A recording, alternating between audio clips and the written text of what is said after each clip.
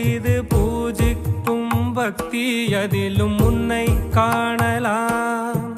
பசி என்று தன் முன் வந்து கையேந்தி கேட்கும் போது தன் உணவை தந்தால் கூட உன்னை காணலாம். உன்னை காண பல கோடி இங்கு வாரி இறைக்கிறார்கள்.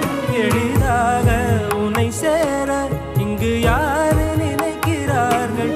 அலங்காரம் அதில் நீ இல்லை, அகங்கார மனதில் இல்லை. துளி கள்ளம் கபடம் கலந்திடாத அன்பில் இருக்கிறாய். உணர்ந்தேன் உனையே உனையே மறந்தேன்